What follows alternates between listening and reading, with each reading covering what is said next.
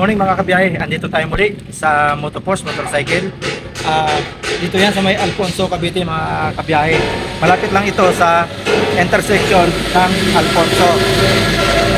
So meron tayong i-review bagong episode natin dito sa Motoforce, which is ito yung mga kabiyahe, yung kauna-unahang FI ng Motoforce. So tara, let's go, tingnan natin.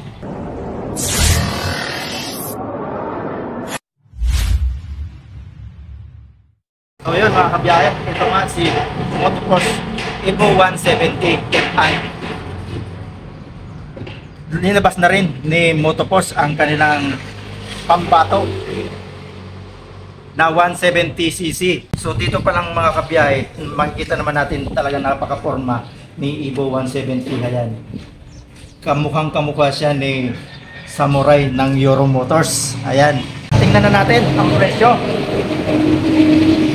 Ayan mga kabiyahe, ang presyo ni Evo 170 FI, naka-FI ka na, napakababa ng presyo. Ayan, 88,000 ang cash niya mga kabiyahe. At kung kukunin naman natin ng installment, magda-down lamang tayo ng 8,500 pesos. At ito ang pinakang maganda riyan ay 4,550 pesos para sa 3 years niya. So mamaya titingnan natin mga kabiyahe yung 1 year at saka 2 years niya. So ikutan muna natin itong si Evo 170 ng Motoforce. At may nasisili pa nga ako mga kabiyahe, mayroon siyang PGM FI, which is saan ba natin nakikita yan kundi sa Honda. So tara, ikutan natin ito si Motoforce at na-excite na ako dito sa unit na ito para naman sa iba natin mga kabiyahe na makakapanood ng bagong episode natin. Dito yan sa Motoforce Motorcycle. So unahin na natin mga kabiyahe yung kanyang mga ilaw. So lahat ng ilaw nito ay ginamitan na lahat ng LED. Wala na po tayo dito makikita ng mga bulb type or halogen type. Wala. As in, puro LED na po yan lahat mga kabiyahe. Maging sa kanyang headlight, sa kanyang turn signal. Yung meron din siya ditong naka-split na daily time running. Ayan.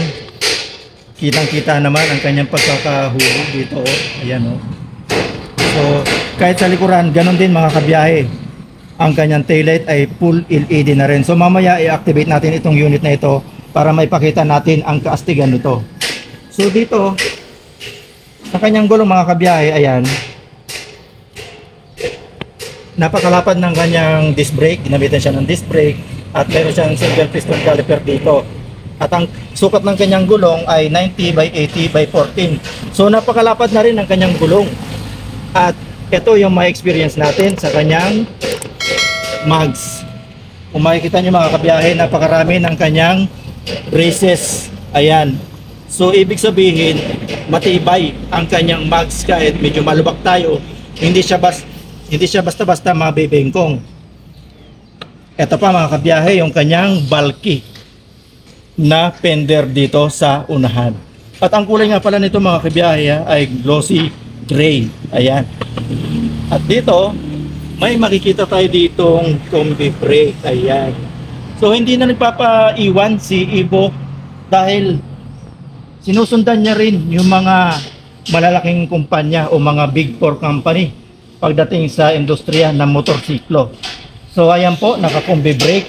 It means kapag ginamit po natin ang preno sa likuran o sa kaliwang bahagi ay mag-activate din yung kanan ng 30% at 70% ang nag-activate doon sa likuran. So dito mga kabiyahe, may papansin din dito dahil ang itong kulay itim na to, glossy rin ito. Ang akala ko nito ay may adjust siya, pero ang ganda ng pagkakalagay dito, gawa ng ito glossy. So linagyan siya ng parang fiberglass ang dating nitong isa na ito eh. At ang kabuuan nga na mukha ni Evo 170, kuhang-kuha talaga si Samurai. Ayan, samurai siya. So dito mga kabiyahe, sa kanyang board panel niya mga kabiyahe ay full digital na yan. Mamaya sabi ko nga ay i-activate natin para makita natin ang kaastigan nitong isa na ito ni Evo 170, which is ito nga po yung pinaka latest model nila. So dito sa right under grip natin, ayan, napaka-smooth. Grabe. Ayan, pati yung kanyang brake, ayan, smooth. At syempre, meron din tayo ditong engine kill switch. Ayan. At ito yung ating switch na common yung sa headlight natin, at syempre yung ating electric starter. Ayan. Dito naman sa left hand grip natin, yung high and low beam at yung busina natin na malapad. Ayan. Mamaya activate natin, maririnig natin yung ating busina at yung switch ng ating turn signal. At ang isa pa mga kabiyahe, mayroon na rin siyang passing light. Ito siya. At ang isa pa, ito, mayroon na rin siyang park lock. Ito, mga importante ito mga kabiyahe. Maliliit na bagay pero importante yan na nakikita ng mga motorsiklo company. At isa na nga doon, si Motopos. Kaya, saludo ako kay Motopos. At pagdating nga dito sa kaliwat kanan, makikita natin na may side pocket na rin siya. Dito open siya yung kanyang pocket at malalim yan mga kabiyaya, kahit lagyan natin yan ng barya o at saka yung basahan, hindi matatapon o hindi malalaglag. At dito sa kaliwa naman, maganda na naman ang kanyang ginawa dahil ito ay may takip na. Dipos lang yan, oh. Ayun. Oh, di ba? At meron tayo ditong charging port. Ayan. Ayan, oh. Ayan, USB charging port. Meron tayo dito mga kabiyahe. At kasi siyempre dito yung cellphone kahit dalawa o tatlo. Maano yan, oh, at saka malalim. O ayan, oh, hanggang dito, oh. Mga 7-8 ang lalim. Grabe ang lalim niya, oh. Wala kasi tayong cellphone mga kabiyahe. Sana all may cellphone. So i-testing natin itong cellphone pero medyo maliit to eh. Ayun, lubog na lubog, hindi makita. Ayan, sobrang lalim niya mga kabiyahe yan, oh. Ayun, oh. Oh, lalim pa. Kahit mga tatlong cellphone kasya dito. Kaya nasabi ko mga kabiyahe na maganda dito na may takip dahil alam nyo naman dito sa atin pagka umulan talagang buhos. So kung walang takip yan, useless yung ating charging port natin dyan. So mababasa siya, delikado sa ating mga gadget. So ito, goods na goods, ayan. Oh, wala na. At dito syempre, dahil ito nga po ay pinaka-latest na model ni Motopos, ginawa na niya ang best niya para ito po ay isunod sa mga malalaking kumpanya ng motorsiklo. Kaya ito naman po ay keyless na rin. Ayan. Goods na naman ulit si Motopos dyan. At yan, dito, andito rin yung kanyang button para sa dito sa upuan natin at sa fuel. At pag ito naka-turn on, ipupush lang natin ito magkabiyahe ng ganun, mamaya ipapakita natin at itatapat lang natin dyan kung ano ang gagawin natin. So mag-activate yan. So mamaya gagawin natin yan. Pakita naman natin ngayon mga kabiyahe yung under seat box nya. Ayan. So ito yung under seat box. Hindi dito kasi yung full face or kahit yung half face, pero kung bigas ilalagay dito mga 15 kilos kasi yan. Malinis na malinis yung kanyang under seat box. At ito naman yung kanyang oil tank cap na meron siya ditong rubber para pagka yung medyo natapunan, meron siya doon butas, may outlet. So may hose yan doon mga kabiyahe sa ilalim. Hindi yan magkakalat. Pagdating naman sa upholstery ng kanyang upuan, ito may experience natin dito. Ayan. So ang texture ng upholstery na ginamit dito ni Motopos ay medyo magaspang, hindi siya masyadong makinis. So goods na goods ito mga kabiyahe para hindi dumudulas yung ating rider at syempre yung ating OBR. At ang nakakapansin dito mga kabiyahe, ayan, may paumbok siya dito. Ayan, o, pag mahaplos nyo ito sa personal, mararamdaman nyo na kumukurve pataas. So yung ating pillion, kahit mag-sudden stop yung ating rider, hindi siya basta-basta mangungungod sa ating rider. So goods na naman ulit si Evo 170, nakailan na siyang points. At syempre, ito yung ating grab bar na nakahulma din sa kung anong mold ng kanyang body. So ito, Ayan, kung ang kulay ng kanyang pairings, yun din ang kulay ng ating grab bar. So, malinis ang pagkakagawa. At dito naman tayo mga kabiyahe sa kanyang side stand. At ito nga pala mga kabiyahe ay equipped na rin ng side stand kill switch. Ayan. Talaga naman inano na, perfect na ni Evo 170. At ito yung kanyang center stand na dito, ayan, may gulong na maliit. Hindi ko to alam kung ano bang function nito Comment down na lang mga kabiyahe para dito. At ito rin naman yung ating foot peg ng ating pillion. Ayan. May mga groove siya dito para sa ating mga sapatos o tsinelas, hindi siya basta-basta dudulas. Yun ang function ng mga groove. At dito sa kanyang pairings, ang makikita lang natin dito mga kabiyahe ay limited lang, which is ito lang yung Evo 170. At dito meron tayong sticker na PGM FI fuel injection. Ayan. Dito sa kanyang panggilid mga kabiyahe, ayan, balot na balot pa si Evo. Talaga namang may naka-impose pa siya ditong Motoposh dito sa kanyang panggilid. At dito sa kanyang air filter, meron ding Motoposh. Ayan. At naka single side absorber siya dito mga kabiyahe si Evo Talaga naman sumusunod siya sa kung anong sayaw ng malalaking kumpanya na motorsiklo. At silipin na nga natin ang kanyang taillight. Ayan, naka stylish na rin ang kanyang pagkakayari. Ayan, puro LED yan mga kabiyahe. Mamaya bubuksan natin yan. Pati yan ng mga turn signal niya, ipapakita natin yan. At dito sa ilalim mayroon tayo ditong tail lamp ng ating license plate para naisisinagan siya. At equipped ito ng reflectorize. At yung kanyang fender, ayan, medyo nagbabounce siya, pero hard plastic ito mga kabiyahe. Hindi yan yung malutong na plastic, may pagka-rubberize siya. Ayan. Dito sa kanyang exhaust, ayan, o yung tambucho, meron tayo ditong tambucho na bulky at naka-end cap yan mga kabiyahe. At ito alloy ito mga kabiyahe, metal alloy.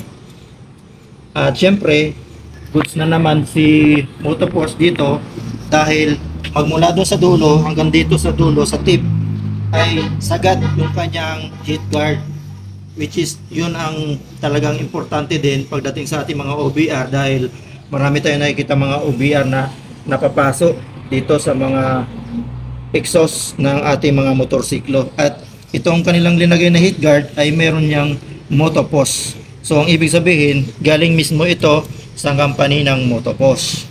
Ito yung kanyang sukat sa likuran na gulong. 100 by 80 by 14. Ayan, mataba yung kanyang gulong. At dito sa likuran, gumagamit siya dito ng preno na mechanical drum brake. At sinabi ko nga po kanina na ito po ay naka-combi brake. At kagaya ng karamihan mga kabiyahe, dito rin naka-install yung ating battery. Dahil ito lang ang pwede nilang paglagyan ng mga battery dito sa baba.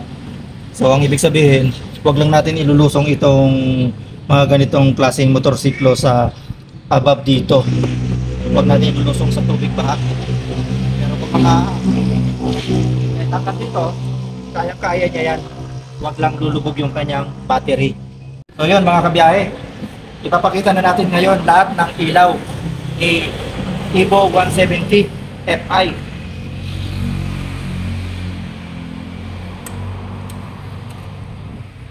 So ayan mga kabiyahe, yung kanyang low beam. At ito naman yung kanyang high beam.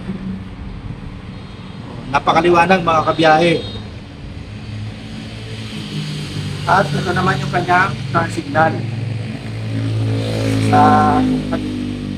Sa left at sa right. At ito naman yung pass light. Ayan mga kabiyahe, yung pass light natin. Ayan ang lakas. At tingnan natin dito mga kabiyahe yung kanyang instrument panel.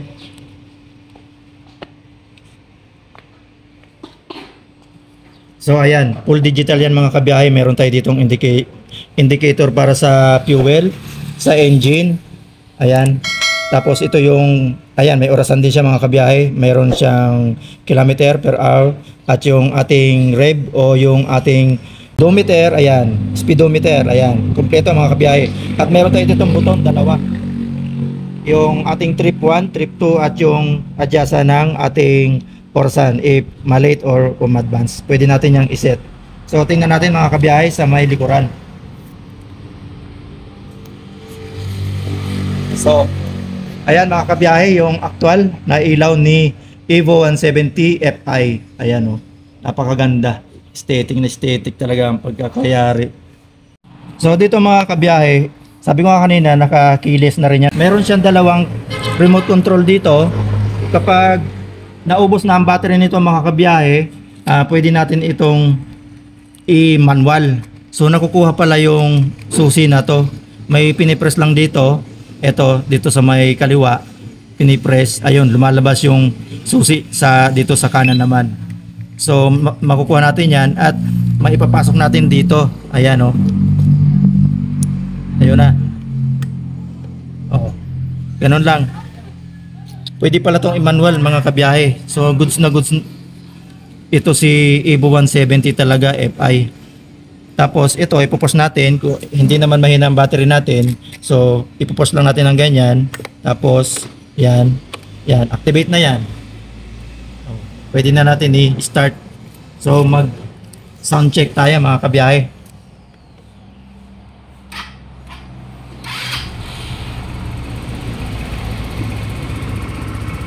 Ayan mga kabiyahe, yung ating sound check.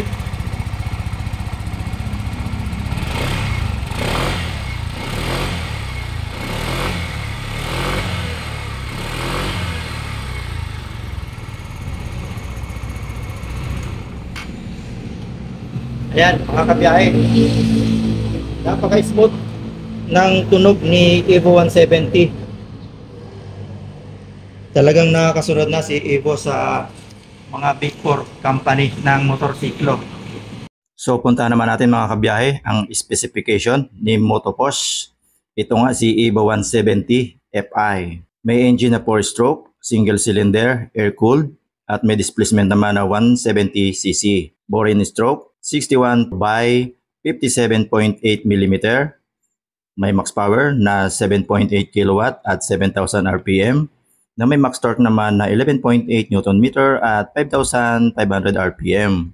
Compression ratio 9.5:1. Idle speed 1,600 plus 100 RPM. Ayan.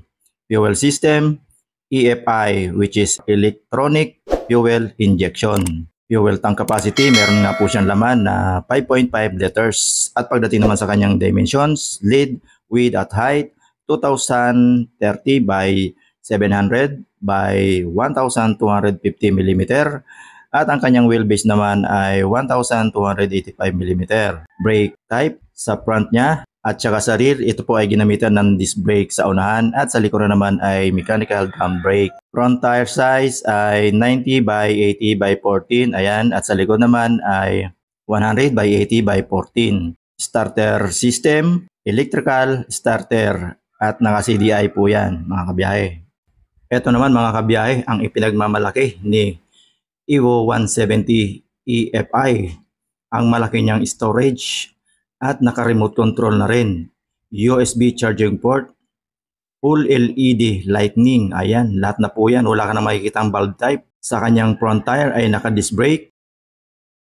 At naka-keyless na rin yan mga kabiyahe. Kagaya ng mga high-end natin na scooter. At ito ay mayroong emergency key access. So puntahan naman natin mga kabiyahe ang kanyang presyo. So mga kabiyahe, ang presyo nga nito 88,000 po lamang. Meron ka ng Fi, meron ka ng keyless, at meron ka ng scooter o motorsiklong ganito ka-forma. Ayan, at ganito kaganda. At ito ay nagbibigay din ng installment. Kung kukunin natin ang installment mga kabiyahe, 8,500 ang kanyang down payment. At sa 36 months naman, meron siyang monthly na 4,550 pesos. Sa 2 taon, 5,807 pesos. At sa isang taon naman mga kabiyahe ay magmamatli tayo ng 9,578 po lamang. At kung updated po kayo sa pagbabayad dito sa Motopos, dito sa unit na ito, ay magkakaroon po tayo ng rebate na 200 pesos. So yun, mga kabiyahe, ang ating review dito sa unit ni Motopos. Ito nga si EVO 170 Fi, ang latest model ni Motopos. Kung naghahanap kayo mga kabiyahe ng ganitong motor o scooter, dito lang kayo pumunta sa Motopos, Alfonso Cavite, Mangas Road. Malapit na ito mga kabiyahe sa intersection ng Alfonso. At makikita nyo na agad itong kanilang outlet dito sa, kung pupunta kayo ng Alfonso Bayan, nasa kaliwang bahagi lang ito. Hindi pa naglalayo sa mismong intersection. So yun. Maraming salamat po sa lahat ng nanonood. Lalo na po sa inyo at magpapasalamat din po tayo sa staff ni Sir Michael Angelo. Ayan. At dito nga po yan sa Motopos.